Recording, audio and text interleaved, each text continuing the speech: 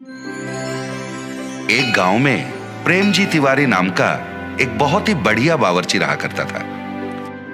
वो जिस गांव में रहता था उसी गांव के एक ढाबे में वो खाना पकाता और जिंदगी गुजारता। प्रेमजी तिवारी के माँ बाप तो नहीं थे, पर एक बहन और एक भाई था।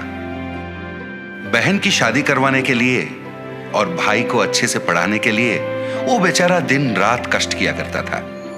प्रेम जी के बनाए हुए सारे पकवान कई सालों से बच्चे बूढ़े गांव के बाकी सारे लोग बड़ा मजा लेके खाया करते थे। इसकी वजह से वो जिस ढाबे में काम करता था उस ढाबे का नाम अच्छा हुआ और कमाई भी बढ़ गई। एक दिन प्रेम जी के एक दोस्त ने प्रेम जी की बहन की शादी के लिए एक अच्छे से लड़के के बारे में बताया।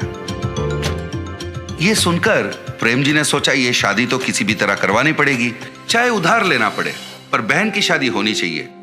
इसलिए वो गांव के जमींदार के पास गया और सूद पर रुपए लेके उसने शादी करवा दी। अपनी बहन की शादी में प्रेम जी ने खुद अपने हाथों से बढ़िया खाना बनाया था। सारे अतिथिगण खाना खा के मुग्ध हो गए। अरे वाह प्रेम जी, तुम्हारे हाथों में तो जादू है भैया। खाना तो तुमने बढ़िया पकाया है भाई। उसी शादी में लड़कों की तरफ से रामलाल नाम का एक आदमी आया था। खाना खा के उसे बहुत पसंद आया तो उसने कहा, प्रेम जी भाई, लंदन में मेरा एक रेस्टोरेंट है, क्या तुम लंदन आके मेरे रेस्टोरेंट में कुक के काम करोगे? ये सुनकर प्रेम जी भाई को याद आया कि उसके भाई को पढ़ाना है, उसका कुछ उधारी भी है। इन सबको छोड़ के लंदन जाना उसके लिए नामुमकिन था, तो उसने इस मौके को जाने दिया। दिन गुजरने लगे, उधार आभार बढ़ने लगा और पूरी तनख्वाह तो ब्याज भरने में निकल जाती थी। भाई को पढ़ाने के पैसे कम पड़ने लगे, घर चलाने में भी दिक्कत होने लगा। तो प्रेम जी भाई इन बातों को लेके मन कचोट के रह जाते थे। इस तरह महीने बीतने लगे, पर प्रेम जी भाई का आमदनी नहीं बढ़ रहा था। फिर एक दिन प्रेम जी भाई उदास बैठ के उपाय के बारे में सोच रहे थे। उसे लंदन से आए हुए रामलाल के बातें याद आए। अरे उसने तो मुझे रेस्टोरेंट में काम करने का मौका दिया था, ये बात मैं कैसे भूल गया। ये सोचकर वो रामलाल से मिलने चला। अरे प्रेम जी, आप इस तरफ? आपने तो उस दिन कहा था ना कि लंदन में आपके रेस्टोरेंट में कुक की नौकरी मुझे देने को तैयार है। अभी भी क्या वो नौकरी मुझे देंगे? अरे वाह, बढ़िया है, आखिर आपने मेरी बात मान ही ली। जरूर मौका मिलेगा। मैं एक हफ्ते में वहां जा रहा हूं। मेरा बेटा आपके लंदन आने तक के सारे इंतजाम खुद देखेगा, ठीक है? फिर जब रामलाल वापस लंदन चले गए थे, रामलाल के बेटे ने प्रेम जी का लंदन जाने तक का पूरा इंतजाम 1 महीने के अंदर कर दिया। प्रेम जी ने उससे कहा, बहुत बहुत धन्यवाद बेटा, आप बिल्कुल चिंता मत कीजिए, यहां हम सब हैं ना।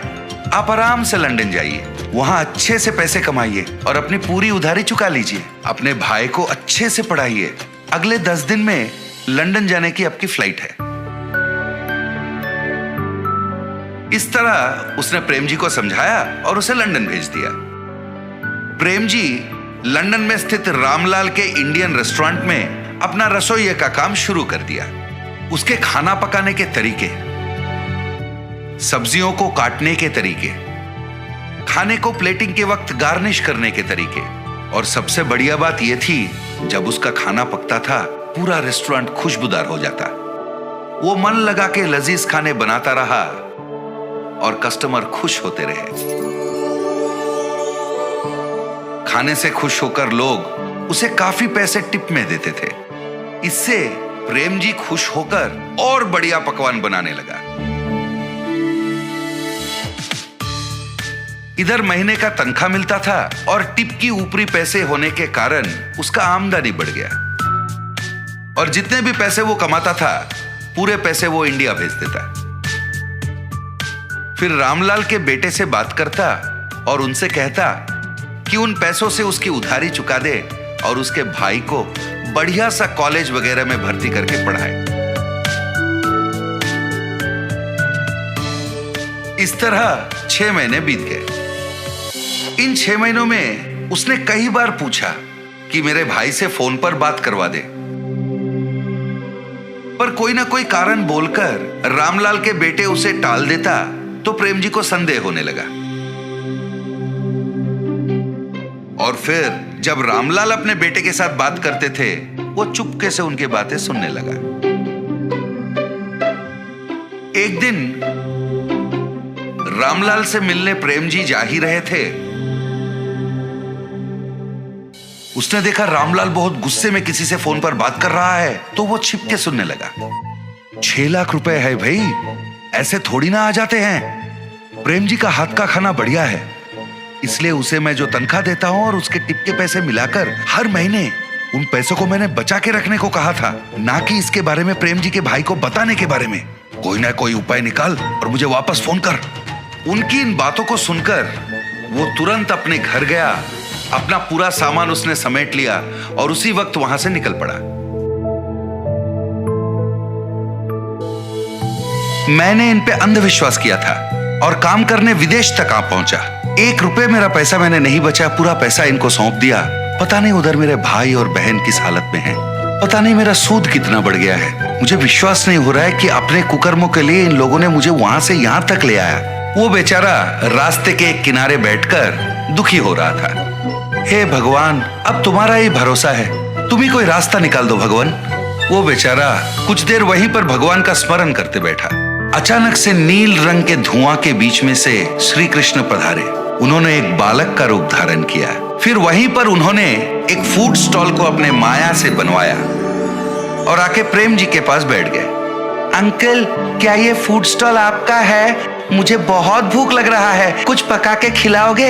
मैं पैसे भी दूंगा। वो आके प्रेम जी से बातें करने लगे, पर प्रेम जी को तो पता था वो फूड स्टॉल प्रेम जी का तो था ही नहीं। पर कहीं उस बालक को देखकर प्रेम जी को बिछड़ा हुआ अपना भाई याद आया। पता नहीं उसके मन में क्या हुआ। वो उठा और उस फूड स्टॉल की तरफ बढ़ गया। फिर वहां रखे हुए सारे चीजों को देख के सोचने लगा, इसके खाने के लिए क्या पकाऊं? प्रेम जी ने फिर अपनी नजर इधर उधर दौड़ाई तो उसने देखा खाने के कई चीज रखे हुए थे। अरे पता नहीं ये फूड स्टॉल है किसका? इतने सारे खाने की चीजों को यहाँ छोड़ के कहाँ चले गए? वो सोच में पड़ गया। इस तरह अचंभित होकर वो सोच रहा था, वहां खाना खाने दूसरे कस्टमर भी आना शुरू हो गए। प्रेम जी ने उस बालक के लिए बड़े प्यार से खाना पकाया।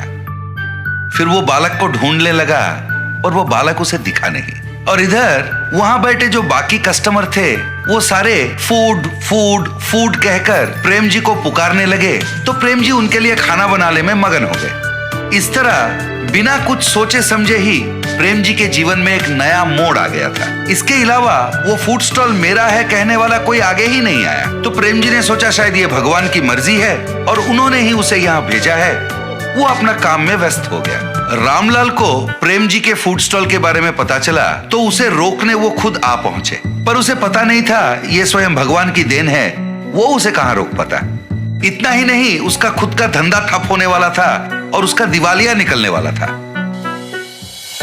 फिर प्रेम जी ने अपने कमाए हुए पैसों को जमा किया और एक विदेशी के सहायता से उसने अपने भाई को लंदन बुला लिया।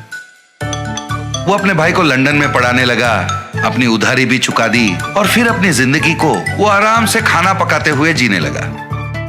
प्रेम जी अगर रामलाल और उसके बेटे की बातें नहीं सुनता, पार्क में उस बालक की बात मानकर अगर वो फूड स्टॉल में नहीं जाता, तो शायद आज वो अपने भाई बहन के साथ इतनी खुशी खुशी जिंदगी नहीं बिता सकता।